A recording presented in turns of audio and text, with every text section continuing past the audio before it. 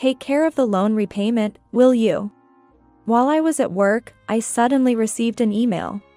When I hastily contacted him, Greg calmly began to explain. "Oh, sorry about that. I've fallen for a woman. I've decided to start a new life with her." Moreover, he was planning to take the luxury car that he had recently bought in my name with a loan. Despite my attempts to stop him, my husband ignored me, ended the call abruptly, and then became unreachable. In the end, Greg disappeared with his mistress, leaving behind a huge debt. As a mother to our 10-year-old son, I never imagined such an unfair situation would arise. I was at a loss, not knowing what to do, my mind going blank. I am 35 years old. My name is Hannah. My husband, Greg, is the same age. We were a family of 3, including our 10-year-old son, Ryan. Ryan has been incredibly smart since he was young, reading papers on the computer and asking for my opinion on them. Despite being baffled by such complex topics, I was always amazed by his intelligence. In contrast to Ryan, Greg was unstable, never holding down a steady job.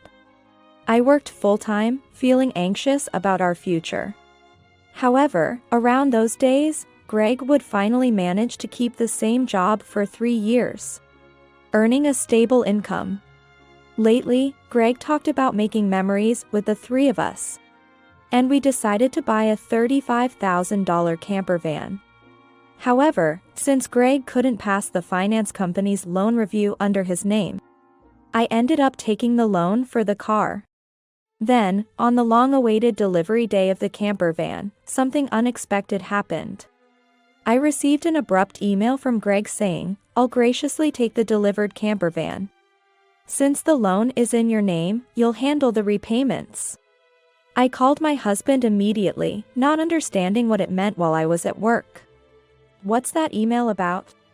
"Well, I've fallen in love with another woman and decided to date her." "What? What are you talking about?" "I intended it to be just a fling, but it turned serious. So, I'm thinking of starting over my life with her." Bye. I had prepared the divorce papers when we had that fight before, remember? "I'll file them," he said, and then unilaterally ended the call. This exchange was the first time I realized I had been betrayed by Greg, and it was a shocking blow. After that, no matter how many times I called, there was no response from Greg. Hannah thought, can something like this really happen? When I got home from work and opened the drawer where the divorce papers should have been, they were already gone. Thus, I was left with a huge debt from a $35,000 car loan. Despite my attempts to contact my husband through emails and calls afterward, I never received a reply. Ryan, noticing my unusual behavior, came to check on me with concern after dinner. "Mom, what's wrong? You haven't been eating much lately. Are you okay?" Yeah. "Maybe I'm just tired." When people lie, they look up to the right. Lying is bad. I've noticed. Dad hasn't been home for 3 days, right? Did something happen between you two? Startled by Ryan's sharp words, I took a deep breath to calm myself. Feeling that I could no longer hide the truth, I decided to tell Ryan everything. "I see. It's just like Dad to do something like that." "Aren't you sad?" "No. I kind of understood from how things were going." Ryan, seemingly foreseeing the future, appeared unconcerned about our parents' divorce. But I knew he must feel sad about it in his heart. While silently sorry to Ryan in my mind, I worked desperately, trying not to think about the dreadful events. However, the body was honest, and gradually, my health deteriorated. There was a training session planned at work that day, but I couldn't stand up and ended up squatting down. "Sorry, I can't stand up right now. I need to take a break." I heard my colleagues' voices full of concern, but I couldn't respond and collapsed. When I regained consciousness, I found myself in a hospital room. I received a diagnosis from the doctor that I needed detailed examinations. And I was admitted to the hospital. Hannah thought, I feel so pathetic. It's supposed to be just emotional stress. Looking at the drip in my arm and the white ceiling of the hospital room, tears naturally started to flow. At that moment, Ryan, who is usually calm, rushed into the room with an extremely worried look, prompting me to quickly wipe away my tears. Mom, what happened? Is it serious? You're not going to die, right? Of course not. I wouldn't leave my dear son alone. That's good, really. I was called by the school teacher and told that you were taken to the hospital. I was so shocked, my heart nearly stopped. Ryan is usually mature for his age, but he's still only 10. I felt a strong resolve to get better for his sake, but my condition was worse than I thought. And I was diagnosed with a serious illness. The doctor advised, you should have surgery as soon as possible. Please make a decision quickly. Following the doctor's advice, I underwent surgery. By the time I was discharged, it had been a month since Greg had left. When I returned home and opened the mailbox, I found a demand letter for the car loan payment. Hannah thought, the repayment should have been automatically deducted from my account. What happened? In a panic, I checked the account balance with my cash card, and the balance, which was originally $20,000, was now only $3.90. Hannah thought, Greg did this. I want to ask him to return the money. But I can't contact him. What should I do? Since I don't have the camper van, I can't sell it. After Greg left, everything seemed to be going in a bad direction, and my mood sunk deeper. Seeing me saddened by my series of misfortunes, Ryan put his hand on my forehead. You look pale. Are you feeling sick again? You don't seem to have a fever, though. I'm fine physically. But, you see, your father not only took the car but also all the money we had saved. I can't work yet due to my physical condition, and now we have no money. I'm at a loss. I see. Then, I'll deliver newspapers. And I'll search the internet to see if there's any work I can do. Encouraged by my 10-year-old son, I told myself that it wasn't the time to be down. Sorry for worrying you. I can't afford to be weak. I'll change my mindset and try to do whatever I can. Smiling at him, Ryan also smiled back and then said something unexpected. Let's plan how to get the car back from Dad. How can we do that? The camper van is in your name, right? Yes, but what about it? Then maybe we can. Ryan suggested an idea that I couldn't even imagine. I had never thought such an idea could exist. Also, I have no idea where your father is. Then let's check on my phone. A month ago. Once, when we went hiking as a family, surprisingly, Ryan, who is usually very reliable, got lost. At that time, we bought a kid's cell phone on Ryan's suggestion and installed a GPS app on it, which both Greg and I could access. With this app, I can see where Dad is in real time, and he's been moving around a lot. Oh, is that so? But what if we find him and he just says something vague and escapes again? As I pondered this, Ryan smiled and made an intriguing suggestion. Don't worry, I've already taken precautions. What? What did you just say? To my astonishment, Ryan had acted independently while I was in the hospital, achieving something unbelievable. I thought, I can't believe such a smart child came from me. Understanding Ryan's words, I was simply amazed. He had even caught wind of Greg's mistress. All right. Let's teach Dad, who betrayed us, a lesson. Okay, let's start the plan right away. Together, my son and I prepared for that moment. Hannah thought, with Ryan by my side, I'm invincible. Bring it on. Anywhere, anytime. Then, 3 days later, my phone rang. Ah. It's me. Please, I need your help. Oh, who might this be? Don't play dumb. It's your husband, obviously. I'm being questioned by the police about you. At this rate, they might ask me to come to the police station voluntarily. Help me out. Oh, is that so? Just wait a moment. Then, I immediately went with my son to where Greg was, and to my surprise, it was a forest park near our house where camping was possible. Greg was being questioned by the police in front of his car, looking bewildered. Feeling pathetic, I sighed and told the police, we need to have a talk as a couple, and asked them to return for a while. At that time, Greg seemed uncomfortable being watched by the people around us, and urged Ryan and me to get into the car. Inside the car, Greg's mistress was sitting cross-legged, glaring at us. But that was no longer important. Sorry about that. Thanks for coming. But, why did the police suddenly show up at my place? I don't get it. That's because I filed a report about the missing camper van. What? Why would you do that? It's obvious, isn't it? My car was stolen. Greg, foolishly thinking that actions between spouses can't be criminal, was saying nonsensical things, but the world isn't that naive.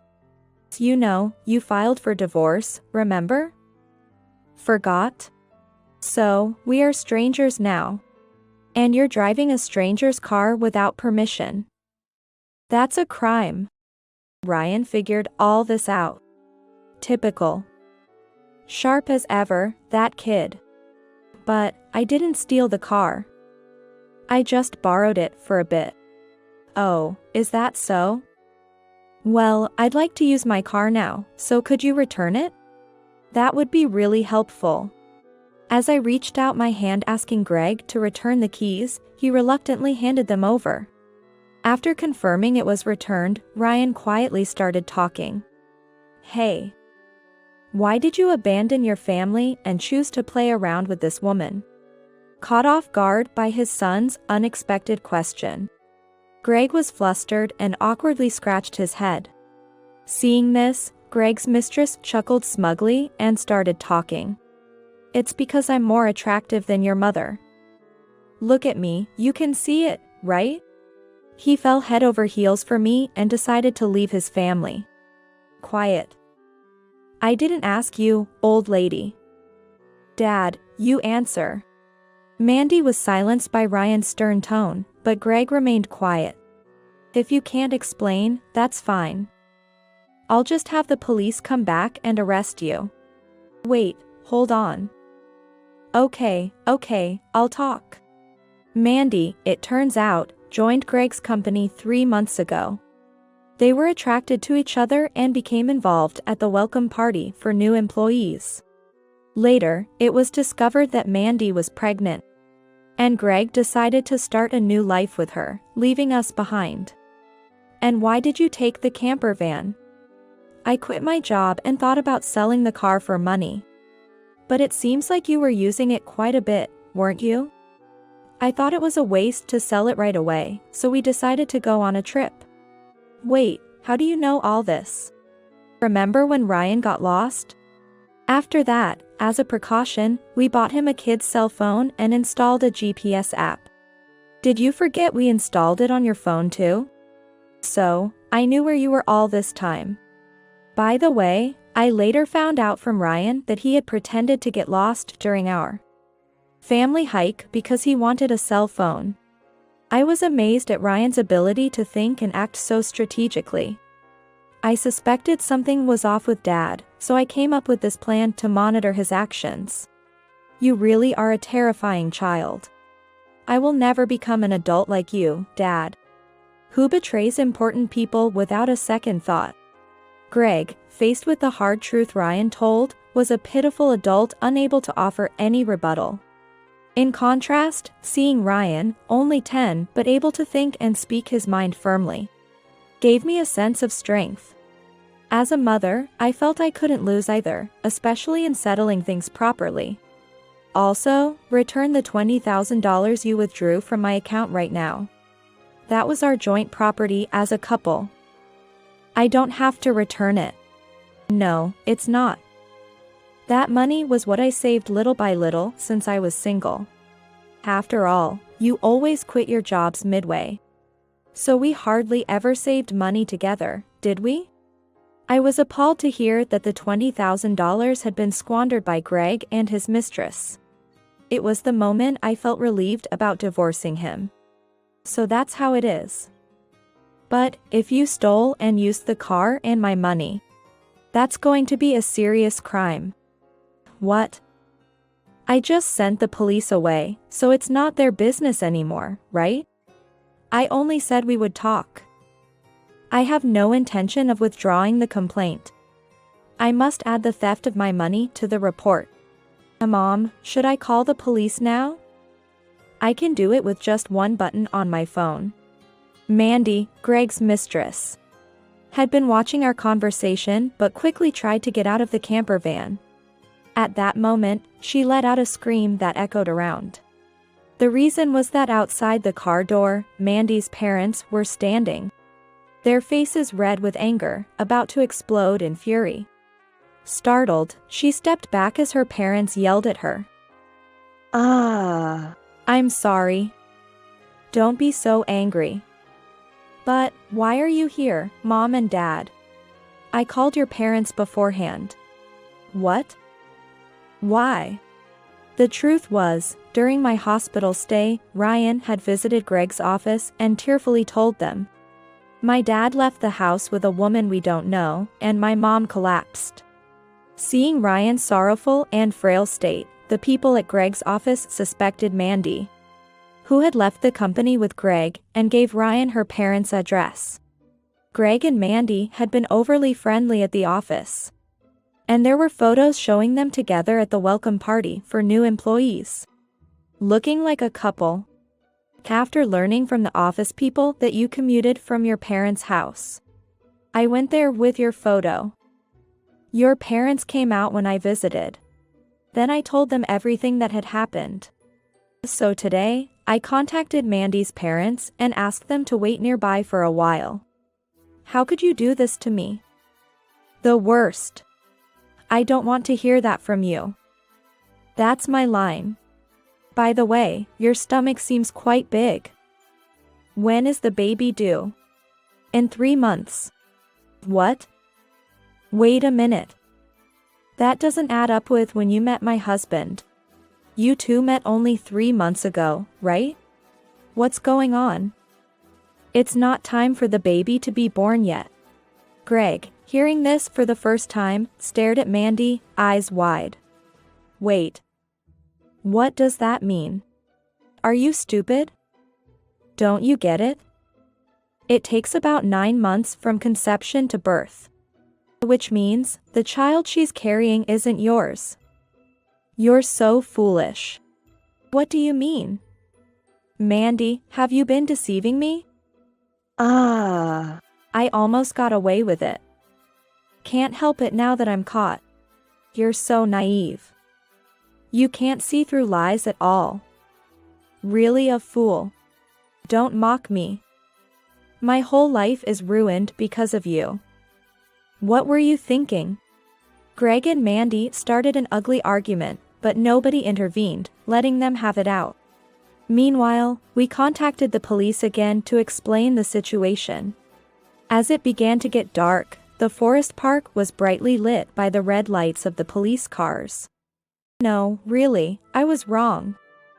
I was truly wrong. I'm sorry.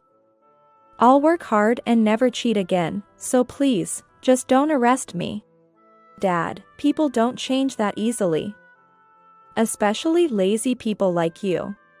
Exactly, Ryan's right. I can't trust you at all.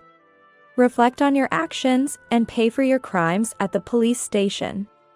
If I get arrested, I won't be able to pay back the money. Is that okay with you? I don't mind. Pay me back after you've atoned for your sins. Take your time. Don't worry. I've already found you a place to work. Let's see, there's Ryan's child support, plus the $20,000 you stole from me. I'm not sure how much it will all add up to, but you'll work and pay it all back. I had one last thing to say to Mandy, the mistress. You might think you're just an onlooker, but don't forget. You're an accomplice to Greg's theft. Be prepared for that. When I told them that Mandy would have to pay if Greg couldn't return the stolen money, she shivered in fear. Mandy asked her parents for help, but they refused, saying, "We disown a daughter who causes trouble for others." Thus, Greg and Mandy were taken away in a police car together. Thanks to Ryan's smart strategy, we were able to punish Greg and his mistress, Mandy. Though they were released from detention soon after, they faced a hefty payment to me. I, through a lawyer, claimed $20,000 damage. Additionally, I made Greg agree to pay $500 a month in child support for Ryan. I introduced Greg to a subcontracting factory of the company I work for. The support and other charges I claimed from Greg would be deducted from his salary and paid into my account. I also sold the camper van and was freed from the auto loan. Since then, my health has improved remarkably, and I am now energetically committed to my job. Ryan has been actively helping with household chores and errands. I want to keep moving forward strongly so that Ryan can pursue the path he loves without giving up.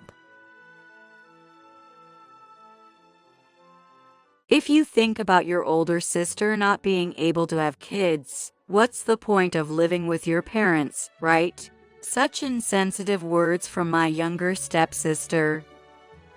I'll definitely put this clueless girl in her place. I'm Melissa, 34 years old. I married Bob, who is the same age, 4 years ago, and now we live with his parents. Even after 4 years of marriage, we haven't been blessed with children. Many acquaintances and friends often ask us, "Aren't you treated harshly by your in-laws? Or isn't living together difficult?" But the truth is, both of us work, and we really appreciate the support of our in-laws. Even if I don't do any housework, my mother-in-law, who has been dedicated to housework for 40 years, and my father-in-law, who is already retired, take care of everything at home. Even though we don't have children, managing all household chores while working full-time is challenging. Therefore, in terms of delegating household chores, we felt a significant advantage living with our in-laws. On the surface, one might get the impression that I'm a wife who doesn't do chores, but in reality, our relationship with our in-laws is very well balanced.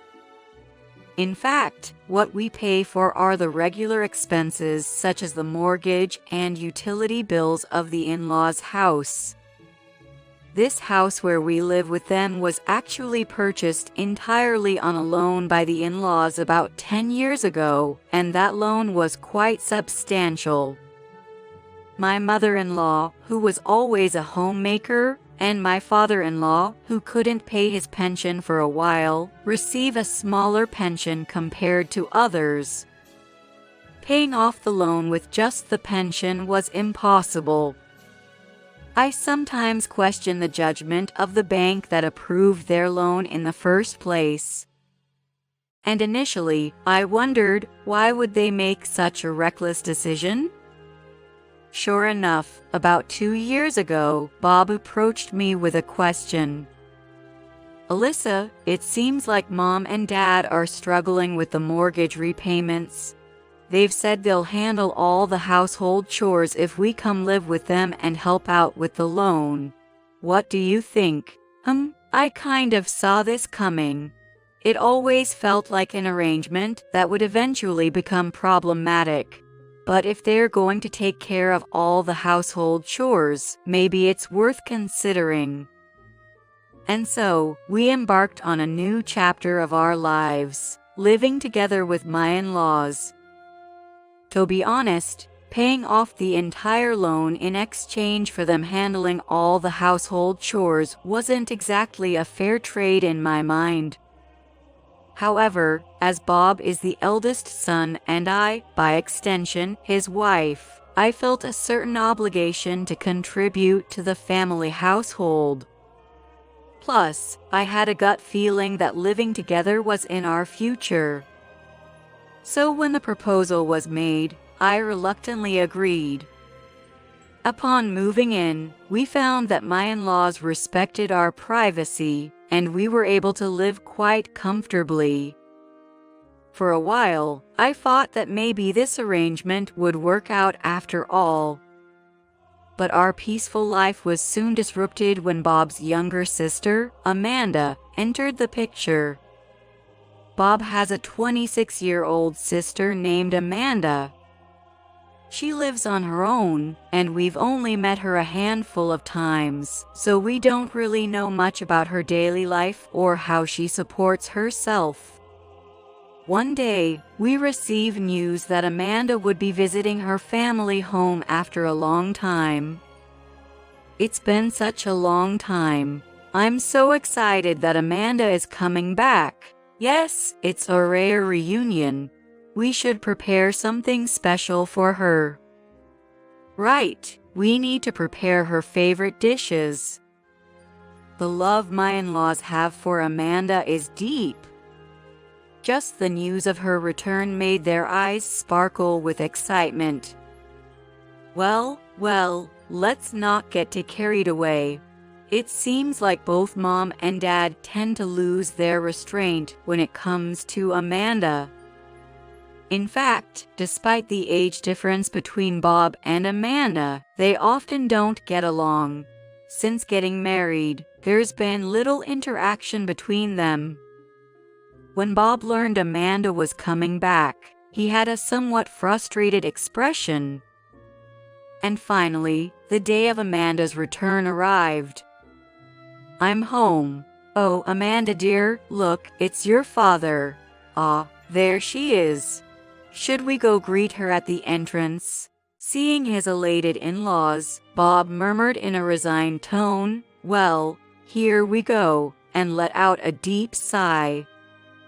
Suddenly, upon hearing Amanda's voice, I had an ominous feeling, as if I had an intuitive beg sense. What followed was the echoing shouts of the in-laws from the entrance. "What happened? Mother-in-law, is everything okay?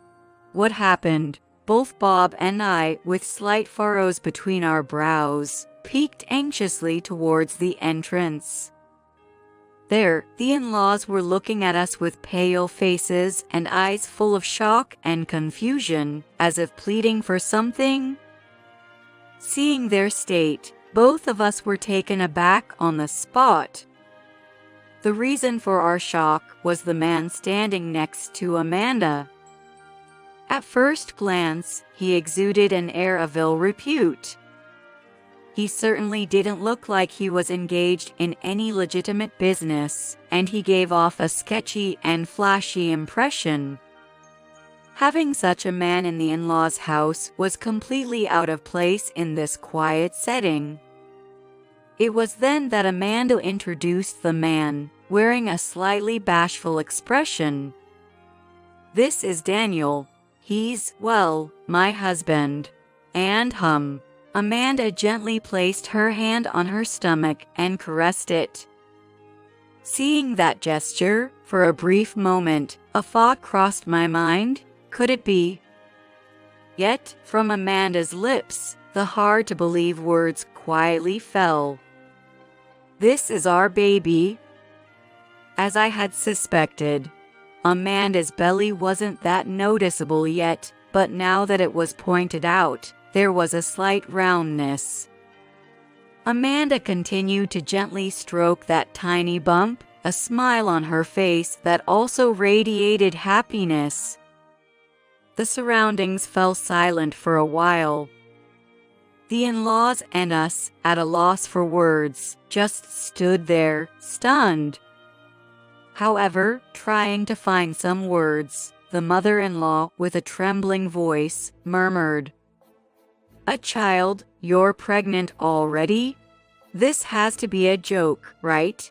Not only the sudden return of their daughter, but also her marriage to an unknown man, and now the pregnancy." All these truths weighed heavily on the in-laws, making it hard for them to even stand. "So, that's the deal. Nice to meet you all." Daniel's greeting was as frivolous as his appearance, devoid of any weight, contrasting with the previously heavy atmosphere. Bob's face showed a look of disbelief at Daniel's light-hearted demeanor. The in-laws remained speechless, still in shock. "Also, we've decided to live here." What? That caught us by surprise next. "Hey, wait, what did you just say? Raising a child, you really do need the support of parents, right? Don't you think so, mother-in-law?" Daniel began speaking to the in-laws as if we weren't even there. "Well, that's certainly true. But you see, unfortunately, there is no room available here. Amanda's room has been turned into storage too." In my heart, I was cheering the in-laws on, thinking, that's the way. I felt relieved when they clearly stated it was not possible. As I was feeling this way, I glanced at Bob, and he seemed a bit upset. Then, Amanda spoke up and uttered astonishing words. "Well, if that's the case, why don't you guys move out? You don't have kids, and there's no real benefit for you to live with mom and dad, right? What? Is she serious?" I couldn't hide my shock internally. Looking at Bob, as expected, he had a stunned expression on his face. He probably foresaw such an outrageous demand from Amanda. Understanding the extent to which Bob had been troubled by Amanda before, just by hearing their stories, the realization hit me. By the end of this month, our apartment lease will be over, so from next month, we'll be moving in here. So, you guys should vacate your room. Exactly, we'll be using the furniture as it is. You can leave it behind. The two continued with their plans as if nothing was amiss. What does he mean you can leave it behind? Even if we somehow agreed to move out, there's no reason to hand over the things we've worked hard to purchase to these two. While I was thinking all this, Bob spoke up assertively. "Hold on, don't make decisions on your own. We're the ones paying the mortgage for this place." "Yes, that's right. If you guys leave, how will the mortgage be paid? How come? Even if you move out, you'll continue paying the money, won't you?" I blinked in disbelief. Why would we have to pay the mortgage even after leaving? While thinking this, I looked at my mother-in-law and, to my surprise, she seemed to be nodding in agreement. This mother and daughter duo are really something. Wait a minute. Mom, don't start saying ridiculous things too. If we leave, why would we still need to pay? If you want to live here, you and Amanda should be the ones paying the mortgage. What? Seriously, know the facts. We allocate more than 40% of our salary for the mortgage repayment. I can't even begin to believe that you two could manage that. At that, Amanda looked a bit irritated. Don't act all high and mighty when you don't know anything. We work properly, and we have our income. Well, if that's the case, I'd be so happy if you two came to live with us. Amanda, right. You're the best. Dad, I love you. Yes, if I could spend time with my first grandchild, that might be a blessing in its own right. The in-laws' eyes briefly turned to us, giving off an air of something, and said. Sensing this, I started to feel uneasy again.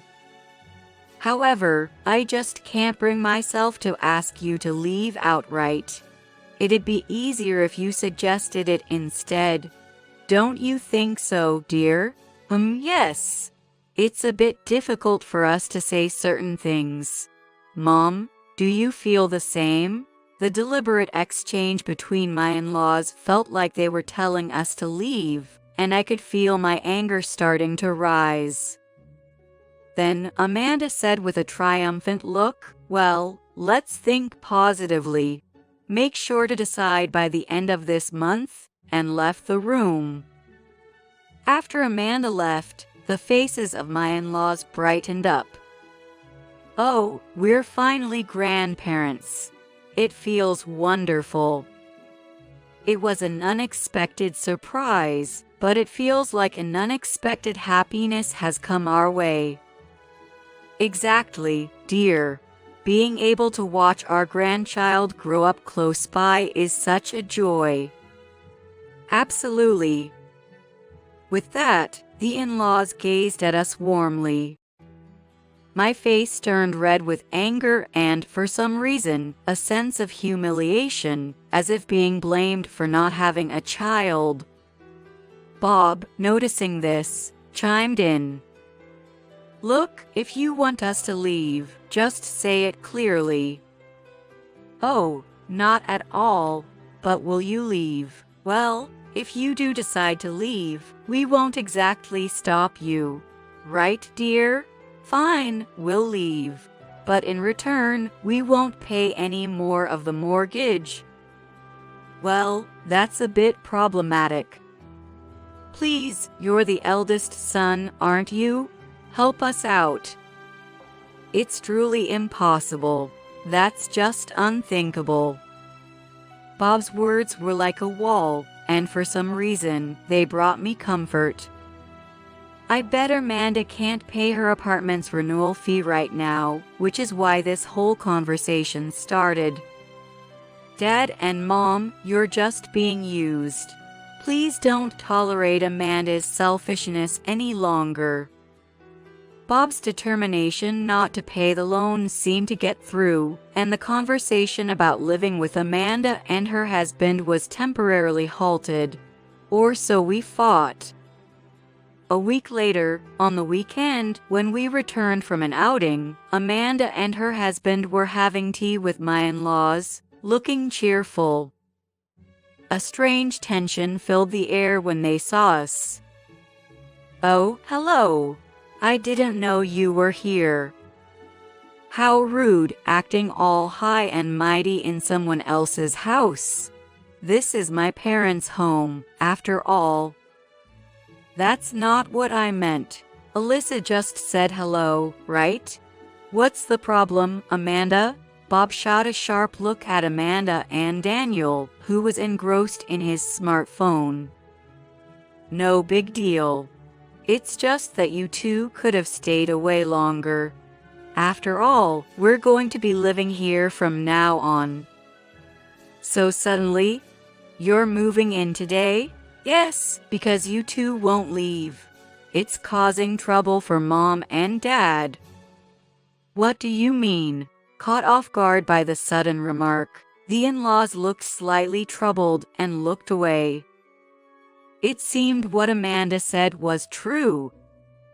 Even though it was the in-laws themselves who were in a bind due to the loan payments. You, Alyssa, can't have children, so you won't be any use living here, right?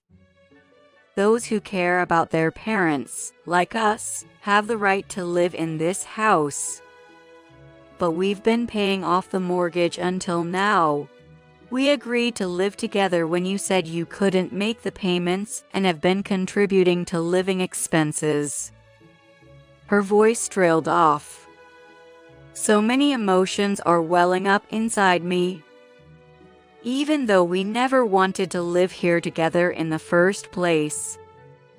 Her words made it sound as if Bob and I were imposing on them, and honestly, I was overwhelmed with emotion.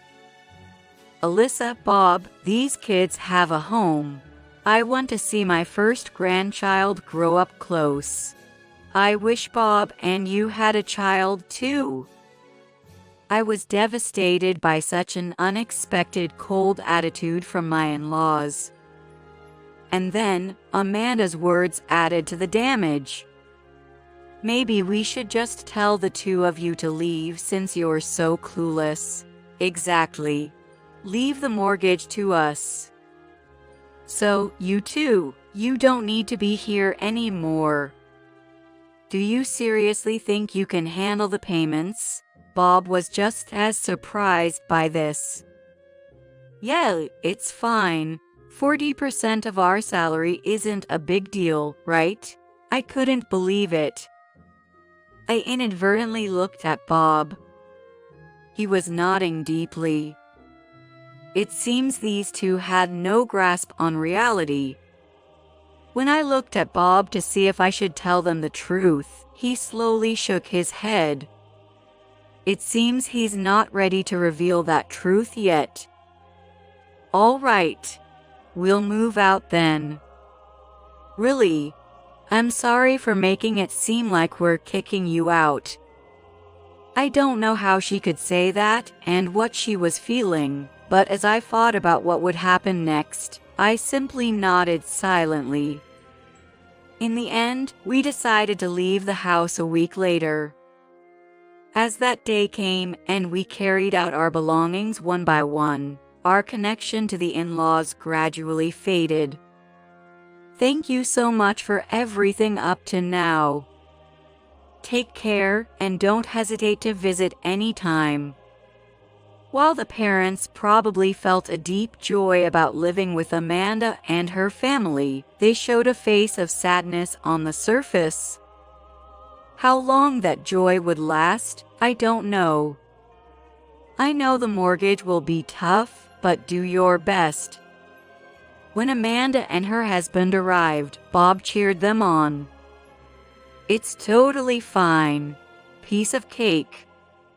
That's good to hear. Here's the bank book. It would help if you could transfer the money here every month. While handing over the bank book dedicated to the loan, I smiled and looked at Amanda and her husband. Okay, understood. So we just transfer to this account, right? Yay, just paying back the loan should be a breeze, right? These two apparently didn't understand the harsh reality yet. Maybe it's about time I told them. Even if it's a bit mean, consider it a form of education. Oh, by the way, that mortgage. It's precisely $4,000 every month. What? Seriously? A voice of surprise arose from Amanda and her husband. Yes, this was the reaction I wanted to see. Wait, you're joking, right? I told you, it's not a joke. Did you even check the bank book? In the quiet room, the sound of turning pages echoed softly, and I could see Amanda's face turning pale. What? What is this? I can't believe we have to pay $4,000 every month. What? But didn't everyone know about this? This is impossible. Where are we supposed to get such a huge amount to pay? Huh? But you were just saying piece of cake a while ago, weren't you? Well, my brother told me. He's using 40% of his salary for the mortgage. If $4,000 is 40%, that means he earns over $10,000 a month, right? That's ridiculous. Brother, how much are you making? I only make about $3,000 a month. Then how are you managing the mortgage payments? But didn't you say the mortgage payments were from us? What that means is, Bob and I combine our salaries, and we're paying 40% of that total. What do you mean? It's unbelievable to think that Alyssa is earning the remaining $7,000 with a part-time job, right? Amanda, didn't you know about Alyssa's job? Alyssa is a doctor. Even so, I'm a salaried doctor, so my salary isn't that high. Amanda and Daniel's eyes widened, and they were speechless. Why didn't you tell us something so important? I didn't think it was necessary to mention it. But why is the mortgage $4,000? I've never heard of such a high loan before. When we took out the loan, my income was pretty good. Plus, I was planning to continue working even after retirement at that time. The remorse was evident in the father-in-law's words. And haven't we told you about the loan before? What? I had no idea. She either thought it didn't concern her or she had forgotten about the situation. Because you said it would be easy, I thought Daniel, despite appearances, was earning quite a bit. Do I look that way? I mean, I'm a host, but I hardly get any customer requests, so I'm mostly assigned behind-the-scenes tasks. What the heck? You don't have to put it like that. Didn't I tell you I make $10 per hour? You said it was a piece of cake because you make $2,000 a month. $2,000. That's only half of the loan payment.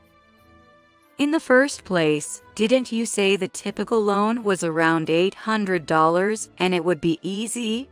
You said our parents would cover the rest and it would be fine. And so, a squabble began between Amanda and Daniel.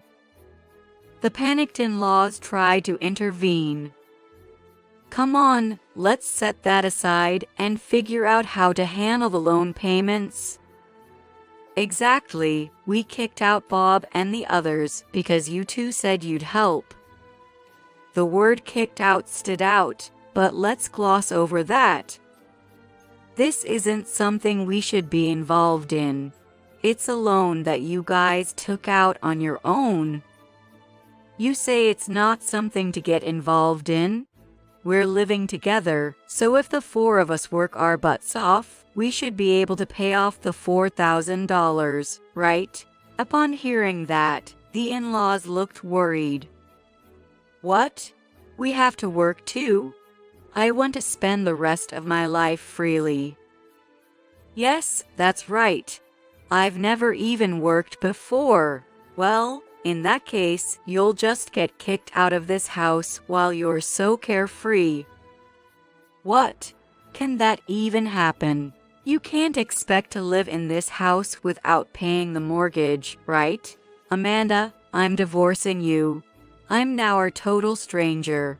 Goodbye. Saying that, Daniel tried to leave in a hurry. Why would you say that? That's right. Running away is not fair.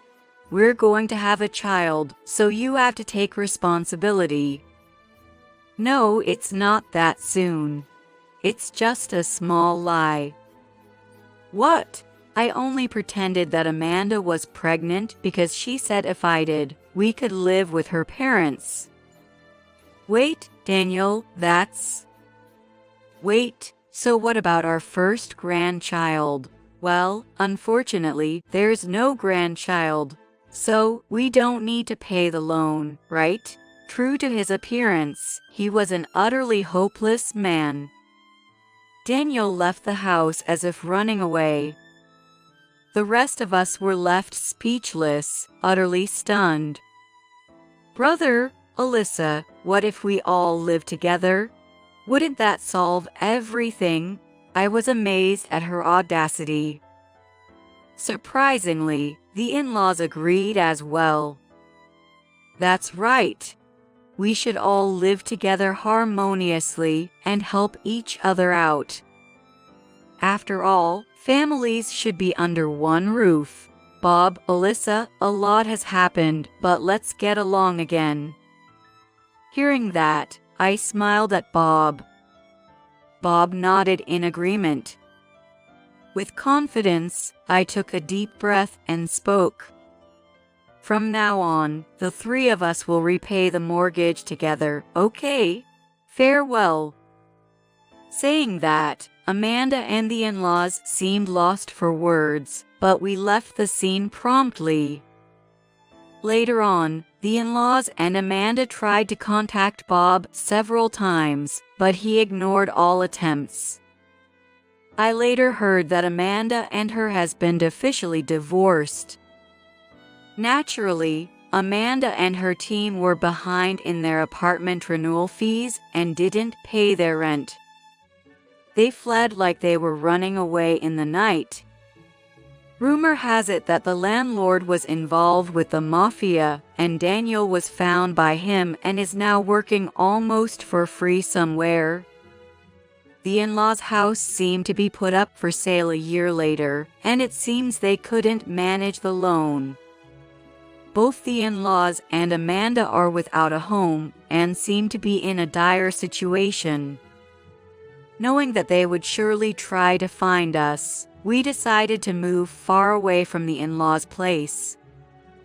It might be a bit rural, but I was able to fulfill my dream of becoming a self-employed doctor there.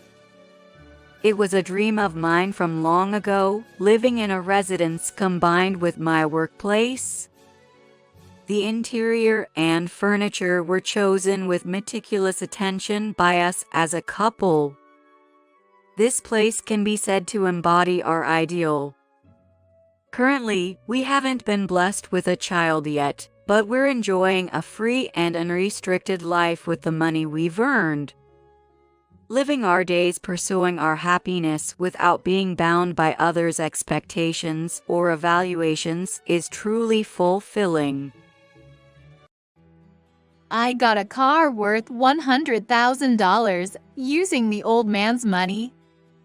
After my husband's funeral, Ashley and I were completely exhausted, both mentally and physically. It was at that time Mia came to us, all excited, sharing this news. Sean was also smiling, looking at the contract Mia had gotten. "What does that mean? Whose money did you say you're using right now?" I couldn't help but let my anger explode and raise my voice. Despite Ashley and I being engulfed in sorrow after being widowed, the eldest son and his wife seemed inexplicably happy. The life insurance is being paid out, and there's the inheritance too. As Mia spoke, she pulled out my husband's bank book from her bag. Witnessing this, I burst into uncontrollable laughter. "What's so funny? You're thinking of buying a car with that. That's too bad. That bank book." My laughter was followed by words that made the eldest son and his wife turn pale. "My name is Kate Brown. I was once happily married to David and blessed with a daughter, Ashley, and a son, Sean. David's family has a lineage of doctors, and both his parents were physicians as well. David himself had been striving to become a doctor from an early age. I met David through a friend and was captivated by his earnestness and his desire to help people as a doctor, which led us to marry. Inspired by David's efforts, our daughter, Ashley, aspired to become a doctor herself. Ashley struggled with her studies but worked hard every day. As a mother, I quietly observed her growth. As parents, David and I never pressured Ashley into the medical profession. However, David was very pleased when she chose it on her own. "Mom, I got an A-rank assessment for medical school," when Ashley received an A-rank assessment from her desired high school. It felt like her hard work had paid off, and I cried tears of joy. It's too early to be happy. It's not a pause yet. I have to continue to work hard. Ashley had grown into a kind and strong person, which truly delighted me. On the other hand, our son, Sean, was the complete opposite of Ashley in character. Sean was born premature and had frequent health issues as a child, making me overly attentive to him. As Sean grew, he gained strength and developed a physique indistinguishable from his peers.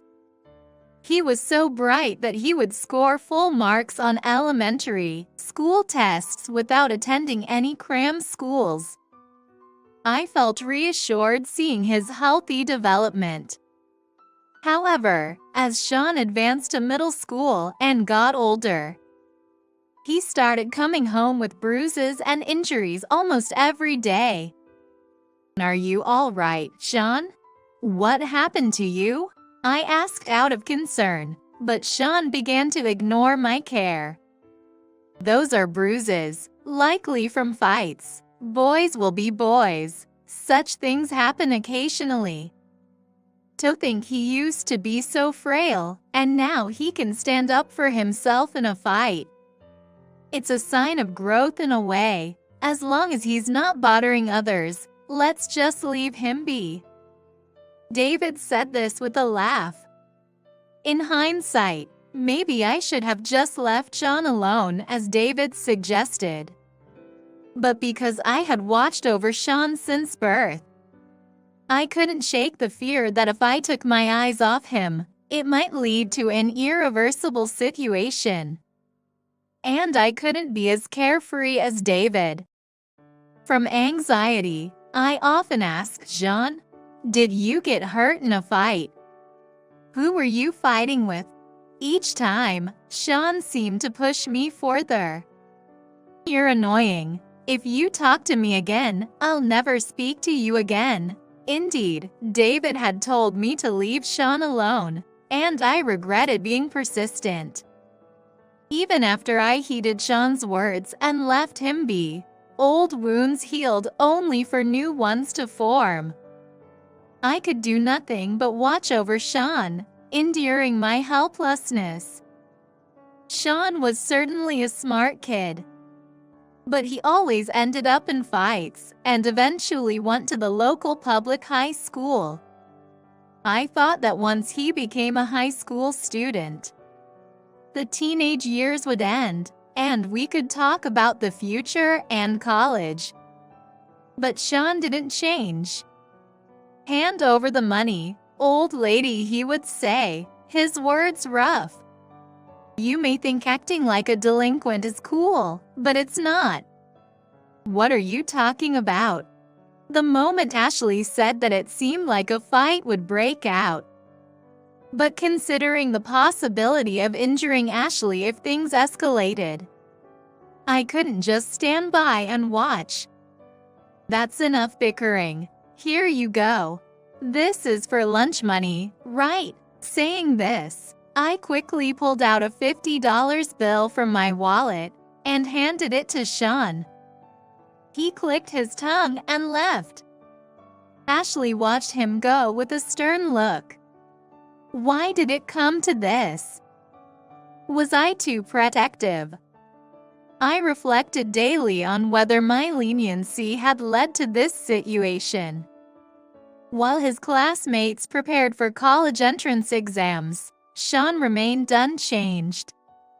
Whether out of frustration or not, David tried to talk to Sean many times. But Sean only spewed insults. Though not arrested, he often stayed out late with friends and had frequent encounters with the police.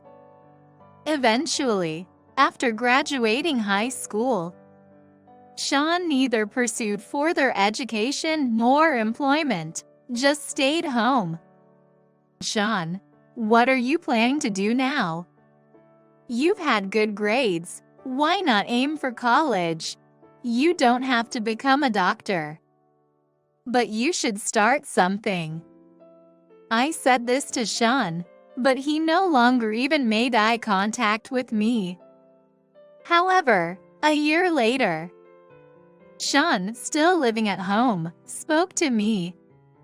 "Hey, I thought he was going to ask for money again, but when I turned around, Sean told me something surprising.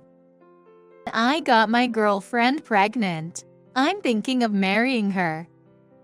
I was at a loss for words. Hearing this, Sean continued, I'm going to find a job. I'm ready to support my wife and child. So, can she and I live here? Wait, I need to understand the situation better. We have to talk to your father about this, too. That night, David, Sean, and I sat down for a family discussion. We decided to welcome the new family based on Sean's intention to work and his readiness to support a family. And then the day came to meet his girlfriend. On this day, David, Ashley, and I were all at home. Sean had gone to pick her up. Are they here yet? But even after the agreed time of 1 p.m. had passed, the two of them hadn't shown up. I feared they might have been in an accident. Ridden with anxiety, I called Sean, but couldn't get through. We waited anxiously, and finally, just before 3 p.m., they casually arrived. I'm back, everyone. Wow, your house is like a mansion. Oh, hi there, I'm Mia. I was taken aback by the woman Sean had brought. Despite being pregnant, she was wearing high heels. She also wore a short skirt that seemed too cold, with brightly colored nails. Holding a shopping bag from a baby goods specialty store, and this was the first thing she said. Hello, nice to meet you. I'm Sean's mother. Huh. You're prettier than Sean said. Mother, please take good care of me. Far from being angry at her rude attitude, all I could do was stand in surprise without saying a word. Where's my room? What? Oh, it's not ready yet. Oh, I see. Well, I guess I'll just put the baby's things in the living room for now. Mia said this and strutted into the house, heading for the living room. She spoke to Sean and Ashley with the same attitude. Sorry to keep you waiting. The checkout was busy. Took a while. As I entered the living room, Mia addressed us like that. David, Ashley, and I just exchanged looks without saying anything. Why is everyone silent? Relax, there's no need to be nervous. Make yourself at home. We were astonished by her words. We had thought it was just a day for introductions. But Mia had arrived with a lot of luggage and was showing a bold attitude. Later, we properly introduced ourselves to Mia again. She was 22 years old and worked part-time at a bar. She had gone through her parents' divorce as a child, raised by her father who eventually disappeared, leading to her living in a facility. I understand it must have been difficult to be without family. But there should still be people who manage to live decently despite that. I believe that a person's circumstances should not be an excuse for rude behavior. While Mia was sharing her background, Ashley asked her, How far along are you in your pregnancy? I noticed your shoes earlier. You're wearing high heels. Your belly doesn't seem to be showing yet, but you need to be careful. I felt relieved at Ashley's frank words. Before Mia could respond, Sean said, Right. I was also concerned about that, but Mia doesn't own any shoes without heels. Yo, why don't you give her a present? I was startled to be suddenly spoken to. No need to worry. You wouldn't know what I like anyway, right? Just give me the money, and I'll choose them myself. Mia boldly asked for money. However, Ashley confronted the two of them. Why does Mom have to buy them for you? Why doesn't Sean give them as a present? But it's your mother's grandchild and my belly, you know. So what? You're the mother, aren't you? Scary.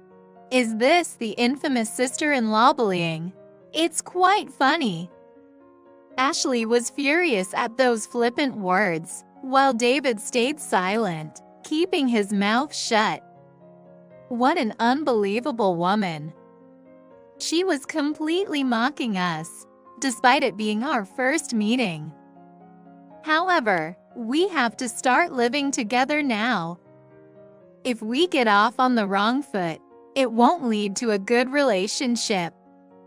Over time, perhaps her maternal instincts will kick in, and she'll grow up. That's what we have to hope for, that eventually she'll stop wearing heels and take care of her nails. Ashley, who had become a doctor, seemed to realize that Mia lacked parental awareness and spoke harshly to her. First, you need to earn an income before your belly gets bigger and buy your shoes yourself. Also, you'll have to remove those nails. If a pulse oximeter can't be fitted because of them, you'll have to remove them anyway. After finishing her piece, Ashley left the living room and withdrew to her room.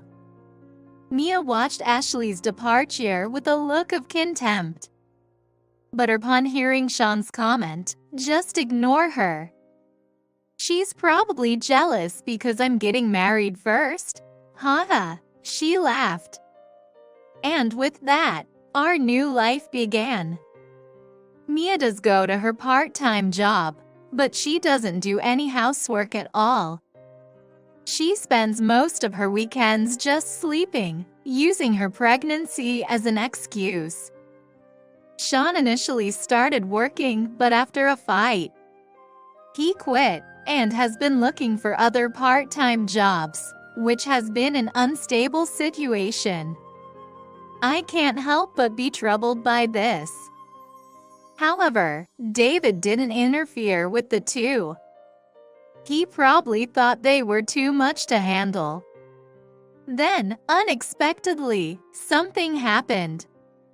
As we were preparing baby goods, and with the grandchild's birth a month away, David collapsed at the hospital where he worked. He was treated immediately, but it was too late. I couldn't believe such a thing happened, especially when we were expecting our family to grow. And now we had to say goodbye to David suddenly.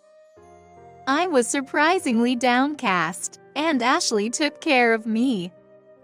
Thanks to Ashley's encouragement, I managed to get through the funeral without showing my weakness.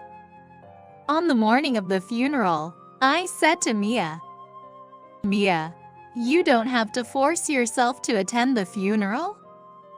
You're heavily pregnant, and it must be hard for you." "Really? Then I'll just take it easy at home.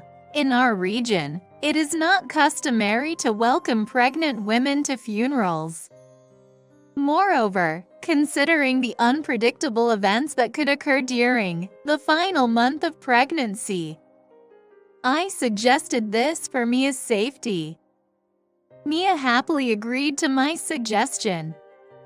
Although it was my suggestion, I went to the funeral with mixed feelings. Sean arrived late and seemed concerned about Mia, constantly messaging her on his phone. I reprimanded Sean once for his behavior. But considering Mia was in her final month of pregnancy and could go into labor at any time, I decided not to worry about it except during the funeral. After the funeral was over, I returned home feeling exhausted both mentally and physically. While discussing dinner with Ashley in the living room, Mia came down from the second floor and handed Sean some documents. "Thanks for your hard work at the funeral. Did the old man make it to heaven all right?" Sean responded with a smile to Mia, who spoke with a grin. "Who knows? Maybe he went to hell. Ha ha ha. I got a car worth $10,000. I used old man's money." Ashley and I were shocked at Mia's words. Sean seemed to be aware of this and checked the documents without any reaction to her statement. "What does that mean? Whose money did you say you're using right now?" I couldn't help but let my anger explode and raise my voice. Despite Ashley and I being engulfed in sorrow after being widowed, the eldest son and his wife seemed inexplicably happy. The life insurance is being paid out, and there's the inheritance too. As Mia spoke, she pulled out my husband's bank book from her bag. "Is that Dad's bank book? Mia, did you find and take that while we were out?" "Mind your words. It's something we share as a family, so it's not stealing. Plus, Sean told me where it was, right?" Mia's defiant attitude suggested that Sean was probably an accomplice. I was disappointed in my eldest son's actions, but I didn't expect them to go this far. Overwhelmed with despair, I looked up at Mia and noticed the bank book in her hand, clearly with David's name on it. However, something seemed off about that bank book. The moment I realized what it was, I couldn't help but burst into laughter. Ahaha. Once I started laughing, I couldn't stop. It had been a long time since I laughed so much. As I laughed out loud, Mia's face twisted. "What's so funny? Has the old lady finally lost her mind?" Sean's harsh words no longer made me angry. It seems my belief in Sean's intelligence since he was a child was a misunderstanding. Instead, I felt pity even for the foolish eldest son and his wife. "You're thinking of buying a car with that. Have you signed for it already?" "With that money? That's too bad, LOL. Did you check the balance of that account?" In my words, Sean quickly snatched the bank book from Mia to check the balance. "What? There's only $3 left." "What?" The couple looked at the bank book and turned pale. The bank book was already for a canceled account. The balance had been transferred to another account. "This isn't a joke. Where's the rest of Grandpa's inheritance hidden?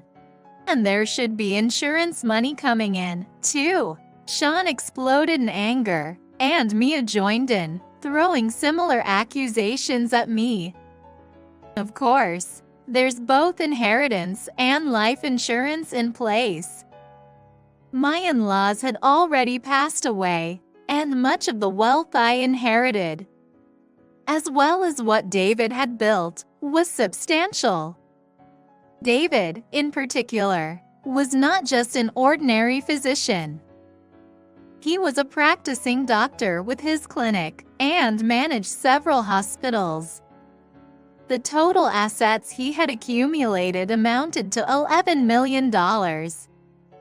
However, that wealth was entirely self-made by David and was not just personal possessions. But in reality, most of the assets were donated and are no longer in my hands. David, as a physician, wanted the treatment fees he received from his patients to be used to save other patients. No way. Didn't you hear the newspaper article about the large donation? Didn't you see it? Hearing this, Sean showed a trembling reaction. He rarely took an interest in family matters and had never bothered to open a newspaper. So, it was perhaps understandable that he was unaware of this information. Moreover, the remaining money is deposited in an online bank. It can't be withdrawn without going through the inheritance process. What about the insurance money? When can we get it? Mia hastily grabbed the bank book and approached me. At that moment, Ashley, who was by my side, began to laugh. Do you know nothing? Insurance money is transferred into the beneficiary's account, not the account of the deceased, which means it's going to my and Mom's account. The bank book fell from Mia's hand upon hearing Ashley's words. Sean's face showed his surprise as well. Ashley and I exchanged glances and smirked at each other.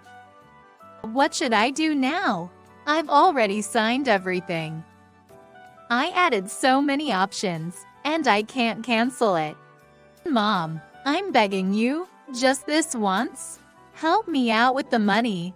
Sean kneeled beside me, asking for help. A word, Mom, I hadn't heard from him in a long time. The unfamiliar names make it feel as if a stranger is asking for help. That's not my problem. After all, you two decided everything on your own. Sort it out between yourselves. I dismissed them coldly. This time, I could not bear the behavior of my eldest son and his wife. David probably felt the same way. Let's go to bed, Mom. You must be tired. Indeed. I don't have an appetite anyway, so let's skip dinner?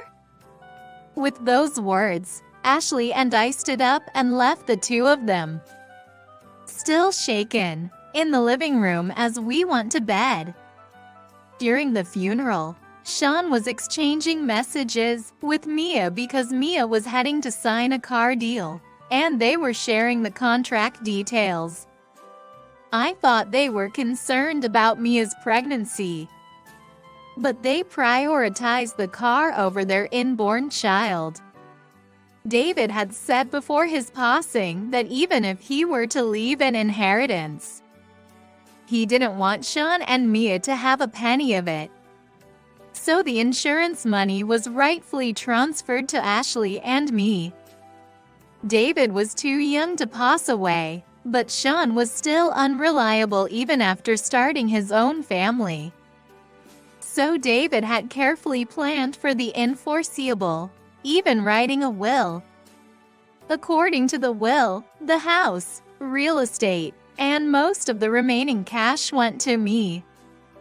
Ashley was named the successor of the hospital, and David's investments were to be transferred to Ashley.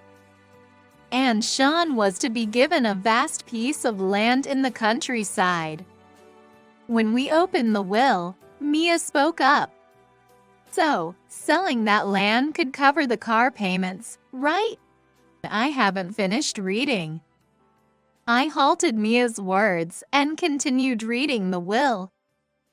As for the land and a part of the cash, you'll be given $100,000 to build a house. But you are not to live in this house. What? What does that mean? We were in a family court. The will had been validated and held the full legal force of a notarized document. What does it mean?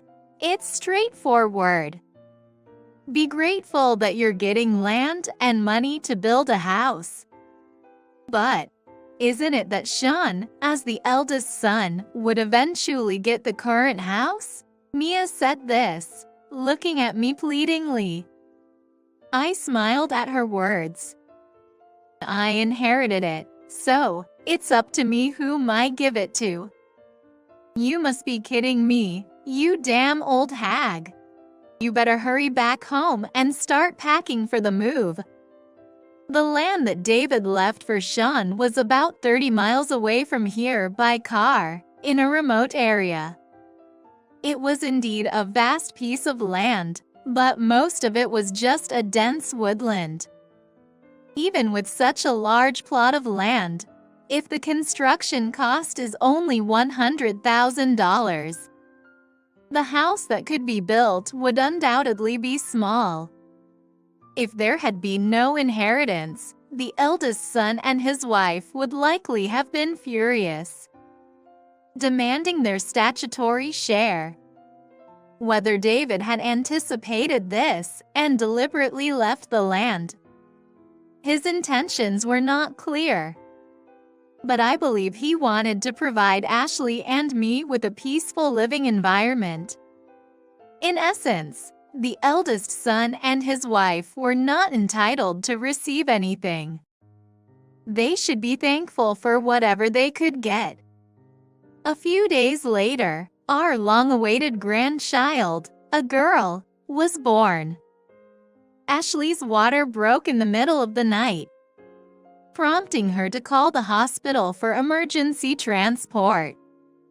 However, her blood pressure dropped, making natural childbirth difficult.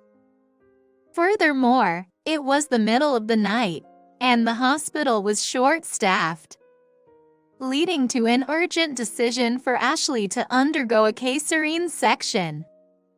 Ashley had repeatedly been told to remove her nail extensions, but she didn't listen. It seems the nurse had to forcibly remove them. Come on, I just got these done 3 days ago. Don't take them off. Don't move, Mia. The amniotic fluid will keep flowing out, was the commotion in the middle of the night, which, according to Ashley, took more effort than the surgery itself. I have never done modern nails, but it seems it was quite a painful experience. It truly was a case of reaping what one sows. Mia complained about the nails, but she couldn't defy Ashley, who saved the lives of both her child and herself, gradually becoming more subdued. She seems dissatisfied with the inheritance issue, but she no longer takes a big attitude with us. Moreover, I hope she is grateful that we allowed her to rest and recover slowly until a month after being discharged from the hospital. Mom, Ashley, I'm sorry. I want to live here. I'll give up the land and the money. No, you can't. You guys only earn about as much as a part-time job, right? You don't contribute to the household. If you stay like this, it will cost us over $100,000. Sean pleaded with Ashley and me in tears, but we were not inclined to help him. Given the circumstances, there was no way he could afford to buy a car. Sean, forced to cancel the car purchase, ended up having to pay a penalty fee of $10,000, which he had to manage from the $100,000 allocated for construction costs. He was reluctant to move to the countryside and sell the land to rent an apartment. But rents in this area were high, and it was beyond what Sean and Mia could afford on their salaries. There was also no prospect of finding a buyer for the land, which was mostly undeveloped woodland. According to the will, they had no choice but to build a house on that land. And they are currently looking for a contractor who will build a house for $90,000. But they seem to have trouble finding one. I'm protecting you in this house because the baby is still small. If I wanted to, I could kick you out right now. You know, Sean quieted down at my words. Then, a week later, he finally signed a contract with a building contractor. However, the house that could be built within the budget was planned to be a small one, much like a prefab shack. I doubt Mia will do proper cleaning, so a smaller house might be better. The moving day was set, and I made a certain proposal to my eldest son and his wife. We need to look for a nursery school, and until you get your feet on the ground, I don't mind taking care of the grandchild. Why don't you first become responsible adults as parents? Are you trying to take my child away, you devil? Mia, who had recently been restrained, raised her voice in anger at my words, but Sean stopped her. On my income alone, it's difficult to support the two of us. Let's rely on you for the child, temporarily. Absolutely not. I'd rather get divorced. Even if we divorce, you have no place to go, no home. Please, calm down. It seemed Sean was finally starting to accept reality. He tried desperately to make the red-faced, furious Mia understand. That was harsh. I have no intention of taking your child away. If you think you can raise her, then go ahead and try, I said sternly, and Mia quieted down, probably understanding that she had no choice but to rely on us temporarily for the child. After that, the two of them quietly packed their belongings and left the house. It might be tough for the child, but living with such parents wouldn't change the situation. Of course, if they reformed, and I felt it was safe to return the child, then it would be best for her parents to raise her. But I think she will grow up more loved and healthy with Ashley and me. We receive messages from Sean and Mia, who started a new life on a new land, almost every day. I'm happy to reply when they ask about their daughter, but the conversation always turns to money. If I don't reply, they seem to want to show how hard they are struggling. Sending pictures of bread claiming it's for dinner? Ashley saw that and laughed, saying, "They'll have to cure themselves if they get sick, since medical expenses are high. Living in the countryside is impossible without a car." They are now riding in an old car that they bought for $3,000, which apparently stalls often. They probably tell these stories to elicit pity, unaware that Ashley always laughs uproariously upon hearing them. Living with the child is impossible under these conditions. But I am happy to spend time with my lovely granddaughter. The granddaughter is now 3 years old. She's adorable, and unlike Sean and Mia, she's very honest and kind. She seems to be a hard worker, eagerly learning numbers from the numeric puzzles that Ashley gave her. And she can already read hiragana. Sean and Mia continue to live leisurely, sending pictures of their granddaughter occasionally. And they seem to view her as adorable, almost like a doll. It still seems difficult for them to fulfill their roles as parents. I hope that when the granddaughter grows up, she will be able to learn from the mistakes her parents made.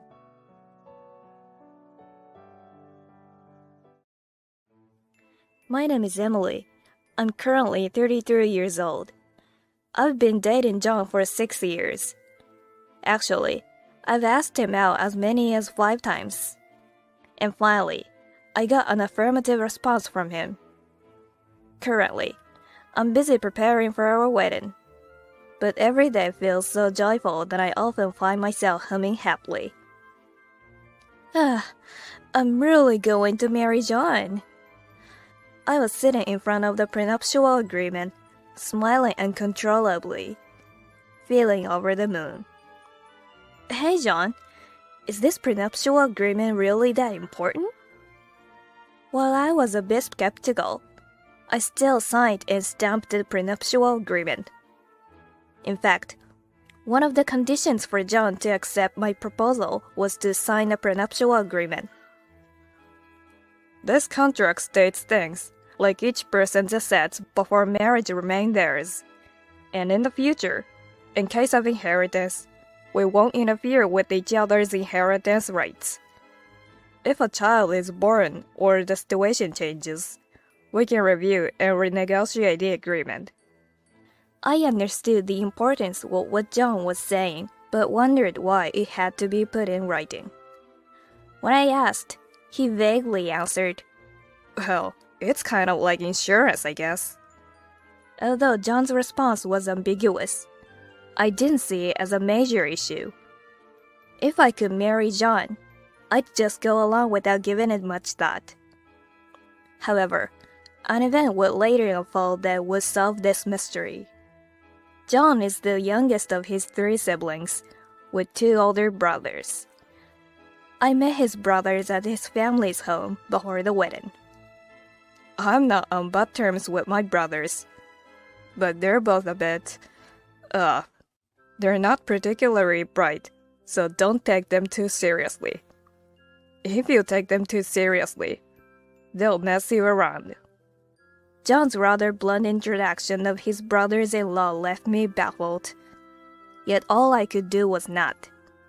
Surprisingly, even John's parents seemed just as perplexed as I was, but still nodded in agreement. However, after that, I didn't get any chances to talk to my brothers-in-law, especially after the wedding. So, John's frank advice had been pushed to the back of my mind. One day, the home phone rang unexpectedly. It was just before noon, and John was out because he had to work on his day off. "Hello, hey, do you like fish?" When I picked up the receiver, the caller, without introducing himself, suddenly posed this question. I was quite taken aback. Huh? Who is this?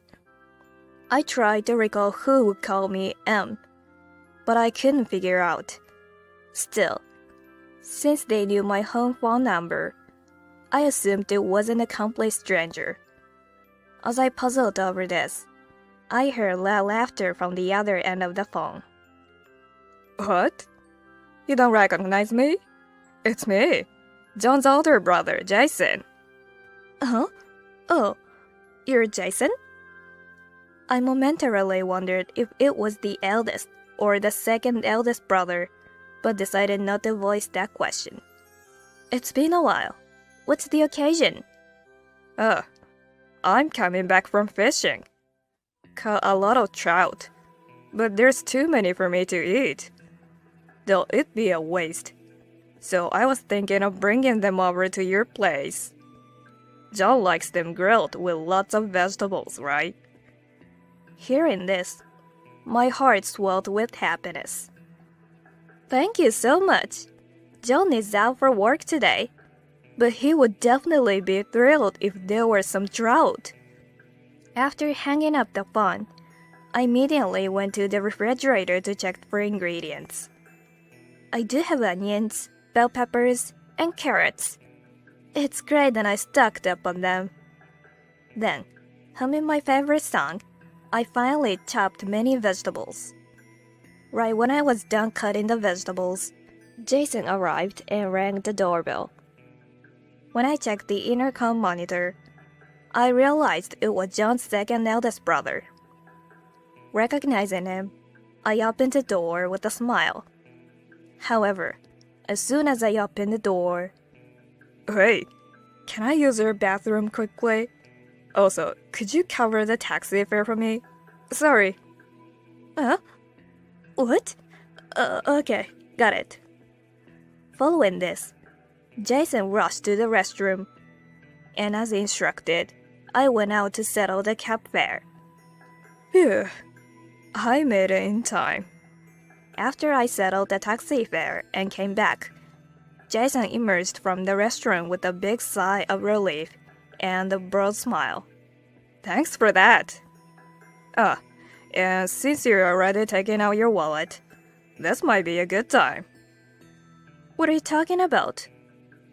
I stared at Jason's hand, utterly confused about what he was asking for. Seeing my puzzled expression, Jason continued. I mean a payment for the trout. Just $30 will do. I'm giving you a discount. Payment for the trout? I was so shocked that I almost dropped my wallet.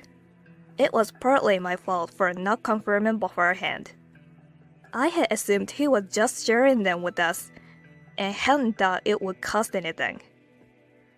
I wasn't expecting to get them entirely for free and had prepared some nice snacks as a token of appreciation. But $30 for trouts? Yet, Jason expected me to pay. Considering he mentioned bringing a generous amount of fish and not wanting things to be awkward, I reluctantly pulled out $30 from my wallet and handed it over to Jason. Thanks. So the trouts are inside the cooler box. Also, I'm leaving the fishing gear here. When John comes back, tell him to take them to our family home, okay? What? Wait, Jason? The entryway was littered with a cooler box and fishing gear. Even as I tried to figure out what to do with the scattered equipment, Jason didn't seem to care about my troubles and just left.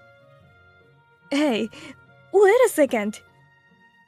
Due to all the fishing gear in the entrance, I couldn't easily get outside, and by the time I did, Jason was out of sight. What was he thinking? He never said he'd leave all this stuff. Our place isn't that spacious. It's just in a way. Oh, the taxi fare! I didn't get reimbursed. Amidst the chaos, I realized that I had not been reimbursed for the taxi fare I had covered for Jason. I stood there as I was upset, biting my lip. Now I have to ask John to take the fishing gear back to our family home and to get reimbursed for the taxi. This is going to be awkward to bring up to John. Then, something even more unbelievable happened. Huh? What is this? I decided to open the large cooler box that John's second eldest brother had left at the entrance. But instead of the expected bounty of trouts, atop the overly packed ice, there were only a few fish, not even reaching 1 kilogram in total. No, this has to be a joke. I sank down dejectedly right at the entrance. What am I going to do? I've cut up so many vegetables already. While the real issue might not have been just about a fish, my bewilderment and sense of loss were so overwhelming that I couldn't find words to express them. Several months later, I was on my way to a cafe. Actually, I have something important to discuss. I want to keep this confidential from my brothers. I received such a message from John's eldest brother, Dave, in a serious tone. He mentioned that the matter would significantly impact John's future and strictly warned me not to tell our in-laws or John. Although I found the situation a bit suspicious, the cafe he had chosen wasn't unusual, and a meeting was set for the afternoon, so I decided to hear him out. Hey, Emily, over there, right there. As I walked into the cafe, my name was called out loudly. The volume was so unexpected that all the customers turned to look at me.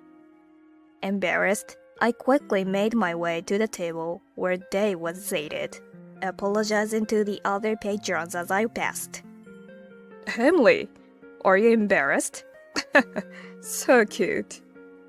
Seeing me, he laughed out loud again. As I felt the attention from people in the cafe, I tried to quiet him down. Dave, could you keep your voice down a bit? As I whispered my request, he started speaking loudly again. It seemed he had something important to share. Let me introduce her. She's my new girlfriend. A tall, beautiful woman who had been out of my line of sight suddenly stood up. Just as I began to greet her, A girlfriend? Oh, hello. I felt a sharp slap across my face and saw stars. Ouch! What? In shock from the unexpected slap, I tried to understand why this woman, whom I had just met, would do such a thing. Before I could react, the woman angrily exclaimed, "Are you kidding me with this plain-looking girl with no redeeming qualities as your new girlfriend? I can't believe you. Know this, I dumped you, now the other way around." With those words and furious eyes, she stormed out of the cafe, her heels loudly echoing her departure. Wait, Dave? What was that about? Seriously, ouch. Trying to ask for an explanation, I winced from the pain in my cheek. Why on earth did this just happen to me? After being slapped, I was initially in shock, but as I began to think clearly, immense anger welled up inside me. Dave, you said there was an important matter concerning John's future, right? That's why I came. Despite this, the fact that he used me is just too cruel. Dave responded without any sign of remorse. Sorry about that. I was falling out of love with her. Thanks to you, though, I finally broke up with her. Thanks for acting as my girlfriend on short notice. Let's calm down and chat. Don't be so mad. Okay, Emily. Dave! Please don't call me Emily so casually. Seeing Dave's carefree demeanor further irritated me. However, Dave said, "Come on, don't be so mad. This happens all the time, right?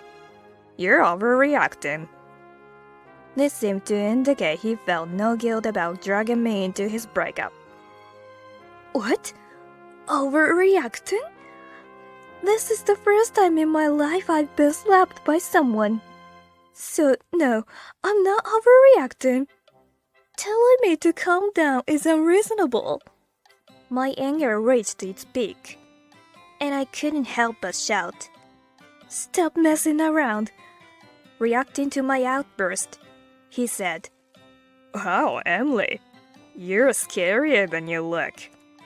Didn't see that coming. Look, the other customers are staring." Many faces inside the cafe were looking in my direction, displaying a mix of curiosity, confusion, and annoyance. Oh no. Unable to withstand all the stares, I crouched down. Meanwhile, Dave walked past me, heading for the exit. "See ya, Emily. Give my regards to John." Wait, Dave! Wait! As he nonchalantly left the cafe, leaving me behind, I tried to suppress my embarrassment and stood up. But then, an employee approached me with a concerned expression. I'm sorry, but could you please settle the bill?" What? Me? Pay the bill? What? This has got to be a joke. I would have probably shouted out loud if there weren't people around. Following the incidents with Jason and then Dave, I came to dislike them so much that I never wanted to see them again. That's why I told John everything about what his brothers did and decided not to respond to their messages. If there were a need to communicate, it will be through John. However, the story is different when it comes to John's parents. John's parents cherish me greatly. More importantly, they are the parents of John, whom I love. So, when it was decided to celebrate their 60th birthdays, I couldn't refuse to attend. Oh my! This place is much more spacious than I imagined. I'm surprised. What a lovely garden. Oh, Is that an annex over there? Yes, that's right. The main house is relatively new, but the annex was relocated from an old traditional house. It's about 230 years old. Really? With attached roof and a porch? Oh, is the well still working? Emily, can I take some pictures later? John's mother loves old buildings, and she was joyfully expressing her admiration. Seeing her so happy made me smile as well. Of course you can, Mr. Smith. John's parents, with his mother touching the main pillar and his father standing by her side, looked very pleased. The place they wished to hold their 60th birthday celebration was the old traditional house that I had inherited from my grandparents. Actually, my wife and I met during that old building tour. We sat on the porch, drank tea, and realized we were the same age. We hit it off from there. Yes, at some point in the past, John's father has shared the story of how he and John's mother met. I'm glad you both like it so much. I should have invited you sooner. I apologize for the lack of furnishings. I regretted not showing them the house a bit sooner. The house had been rented out when my grandparents moved into a nursing home and was used as a restaurant until the previous week. I agreed to let John's parents visit after the restaurant closed, but she felt she should have shown them the house when it was fully furnished. Oh, Emily, don't worry about it. This is more than enough. And because there are no other guests, we can fully enjoy the serene atmosphere. Indeed, John's parents had come much earlier than the scheduled party time. They took their time exploring the old house and even brought a bottle to enjoy tea on the porch. If it weren't for the surrounding noise, I would have probably shouted out loud. However, this quiet atmosphere was suddenly disrupted by loud footsteps and shouting. Hey, is John the only one greeting guests? The place seems empty. Seriously, is the meal catered to? Instead of getting angry at Dave, who was rudely complaining, John calmly explained. This is what Mom and Dad wanted. They're the main guests today, so please don't complain.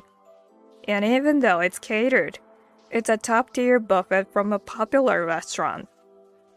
John said this with his usual smile to his brothers. Whatever you say, a catering is just still a catering. Why are you so cheap? It would have been better to rent the restaurant while it was still open. John, you're such a miser.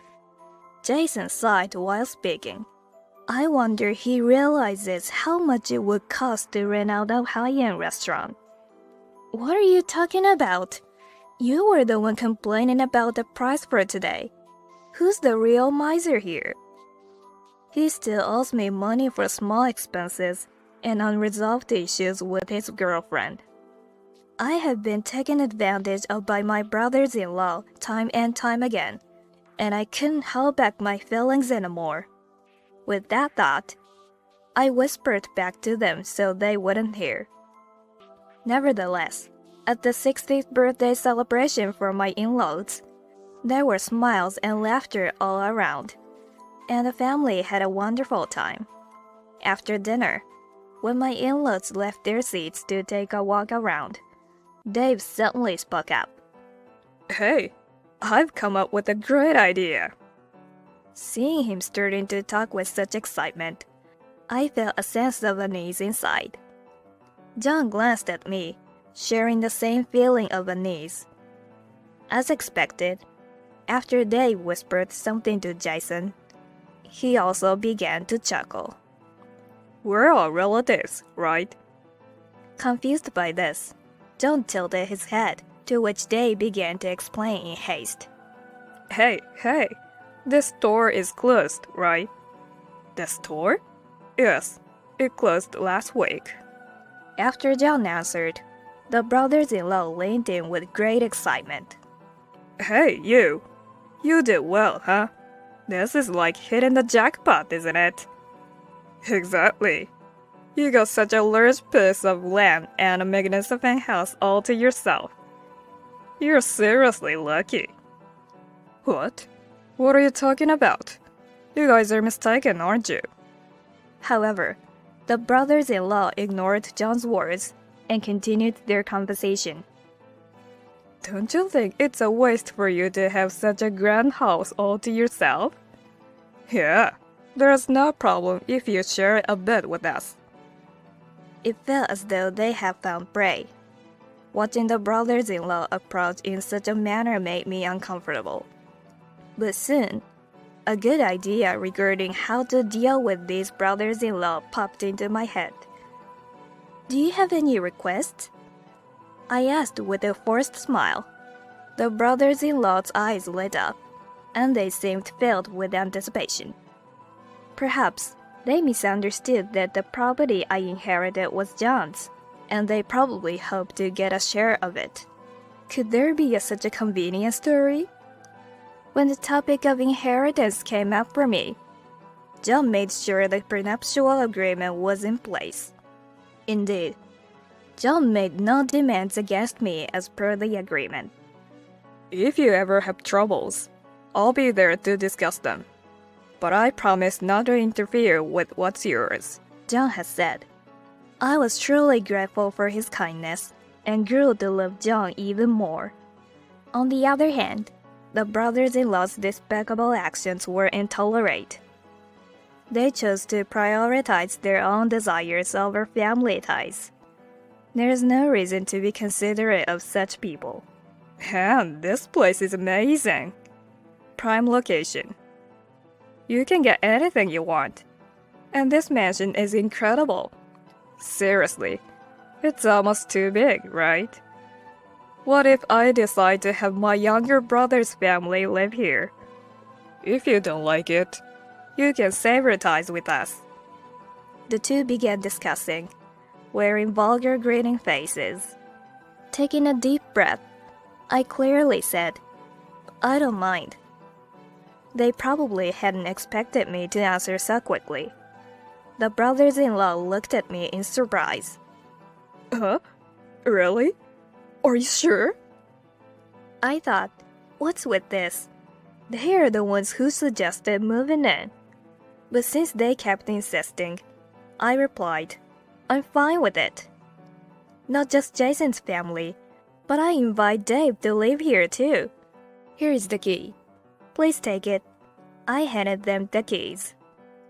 Upon receiving the keys, they were visibly pleased. Wow, Emily.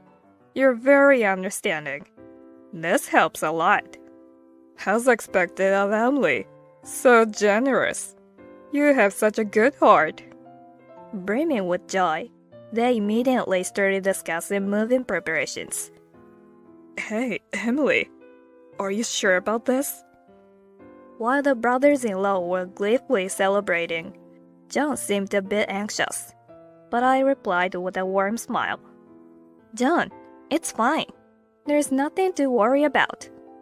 Just watch. Sometime after the 60th birthday celebration for our in-laws, while relaxing at home with John, our intercom suddenly rang persistently. Wondering what was going on, I went to check and found the pale-faced brothers-in-law standing there. Hey, the house is in big trouble. Please, tell them to stop, Emily. Saying this, the brothers-in-law approached me frantically. The house. When we returned from outside, bulldozers. They're tearing down the house with bulldozers. Even if we tell them to stop because we live here, they won't listen at all. The brothers-in-law strongly protested, but I calmly replied with a smile. Well, it's only natural. The brothers-in-law looked back at me in shock. What? What are you talking about? What I mean is, a high-rise condominium is scheduled to be built there soon. That's why the house needs to be demolished. Huh? high-rise condo? For a moment, the brothers-in-law were speechless and stunned. The upscale restaurant was thriving too, but they either closed or relocated. I had left the utilities like water, electricity, and gas contracted until yesterday, due to the 60th birthday celebration. So, did you face any inconvenience today? Come to think of it. They must have realized the disruption in utilities. Their faces turned pale. Is that true? Emily, this isn't a joke, right? How can they say it's a joke when bulldozers have already started demolishing the house? It's true. Why would I lie about something like this now? So, you might want to hurry and remove your belongings if possible. To avoid unnecessary fuss and confusion, I straightforwardly presented the situation to the brothers-in-law. Our stuff? I've requested the constructors, when demolishing the house, dispose of everything left inside as well. If the bulldozers have started, everything will likely be cleared out soon. If I were you, instead of wasting time here, I'd quickly retrieve any valuables. The brothers-in-law exchanged panicked glances and yelled, Let's hurry. This is bad. Very bad. This is bad. Hurry up. The two of them rushed out in a panic. After watching them go, I turned to John. No one told them about this, right? Our parents and I have been constantly troubled by my elder brothers. Maybe it's good for them to face some hardship for once, but it might have caused trouble for the workers at the site. I had already informed John and our in-laws that the brothers intended to move into that house, and even gave them the keys. Furthermore, I explained that the house and land were already sold, and the handover date was decided. I provided all these details and left it to our in-laws and John to decide whether to pass on this information to the brothers. Given what transpired, it seems none of them informed the brothers of the truth. Don't worry, I've spoken to the people on site and the buyers to explain the situation. Indeed, I anticipated this outcome and had taken the initiative to explain things to the workers beforehand. I hope this teaches my brothers-in-law some lesson. John and I had this conversation and went to sleep that night. The next morning, You two, I never imagined it would be this bad. at the in-laws' house, the mother-in-law sighed heavily in the living room. In front of her, the dejected brothers were sitting down. They were told it was dangerous because the house was being demolished, so they weren't allowed inside. They even tried to sneak in at night when there was no one. Well, I'm sorry. It seems they tried to get over the restricted barriers at night to retrieve their valuables. However, the flashlight they used caught the attention of a neighbor, who became suspicious and called the police. Consequently, they were apprehended by the officers. So, after all that, you can retrieve your belongings from the house, and to top it off, you got involved with the police.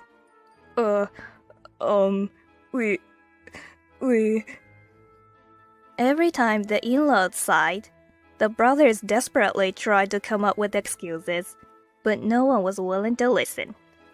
To make matters worse, their past misdeeds were brought up, and the brothers were enveloped in an uncomfortable silence. Hey, both of you. Apologize to Emily properly. Frustrated with their continuous excuses and lack of remorse, John snapped at the brothers. Suddenly, they retaliated. What? What are you saying? Isn't all of this our fault? First, she charmed us with her sweetness, and now this. Damn her! She set us up. Exactly. I knew something was off. She just handed over the keys to the house so easily. And selling the house without permission is absurd. Hearing their irrational outburst, I couldn't help but smirk. Arguing back would just be ridiculous. My dear brothers-in-law, it seems you have some misunderstandings. The land and house were inherited by me, not John.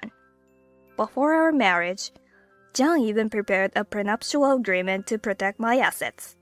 Even without that agreement, neither of you has any rights to inherit my property. Agreement? We have no rights? Contract? What's that? It was clear that neither of the brothers understood the concept of the contract and looked completely bewildered. I had no intention of going into detailed explanations with them. Moreover, I consented to the sale of that land and house, but selling it was my grandparents' wish. Discussions about selling the property had come up numerous times even before I inherited it. However, my grandparents had wished to keep the land and house as it was during their lifetime, turning down offers to sell. Maintaining such vast land and buildings was burdensome, and the taxes were hefty. I had been advised to proceed with the sale once I inherited it. So, I entrusted everything to the real estate agent my grandparents had recommended, as they had said he was trustworthy during their lifetime. Naturally, there should be no room for my brothers-in-law to interfere in the sale of the property. Yet, my unyielding brothers-in-law retorted, But Emily, we're family, right? We should share, right? Right, Emily. Please, don't be so stingy. I'm telling them it's none of their business, and they're still going on about it? It reminded me of an incident from the past. My mother passed away right after giving birth to me, so my father raised me on his own.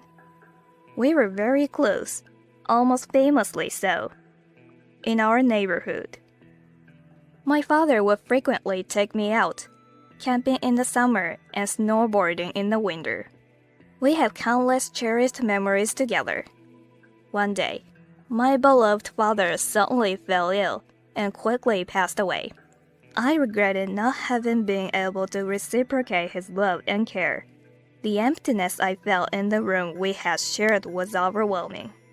John was my pillar of support during those times. He not only helped with funeral arrangements, but was there for me when I'd spend hours sitting, lost in memories. He'd prepare warm soup for me and listen to my stories all night. He patiently supported me through my grief and shared in my sorrow. If I were to marry, it would only be with John. I can't imagine anyone else. Tell me if there's anything you dislike about me, and I'll change. I shouted this during my 5th marriage proposal to him. I love you, and there's nothing I dislike, but my family is difficult, and I don't want to burden you with them. I convinced him, and we decided to get married. I have never regretted that decision. After my father passed away, I was determined to fulfill my grandparents' wishes.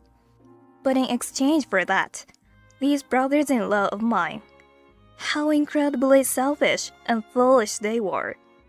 Even after all this, I don't see a hint of remorse from you. I understand now.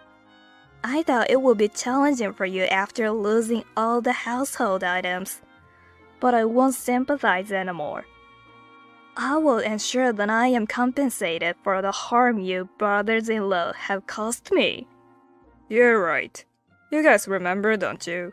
The taxi fare, the costly fish, the emotional damage from Emily being slapped, the cafe expenses, the gas, water, and electricity bills from that vast mansion, and the unnecessary hassle from reporting to the police, and the list goes on.